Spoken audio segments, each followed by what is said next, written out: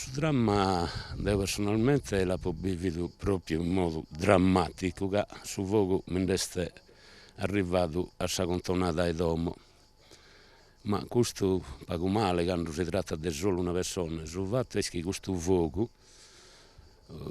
fuoco non mi vedo ogni anno, e purtroppo in Sardegna è una piaga vera questo dello incendio,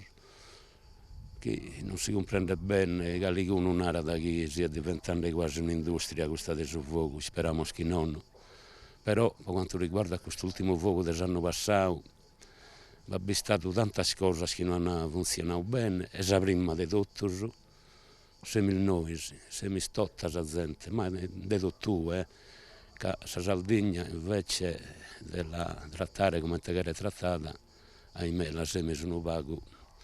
abbandonando, siamo lasciando i terreni in solo, e tutto questo fa che parte di poter narrare le scelte politiche che non sono fatte tanto bene, come te minimo, e tornando sul dramma e sul fuoco, su come il vedo tanti anni, tante volte, a boschi che bruciano, a recatto che si candano in fumo. Sul disastro umano dell'anno passato, vede che è imbattivo questo tesoro che teniamo noi, delle Solias, e praticamente non l'ha callato a carbone.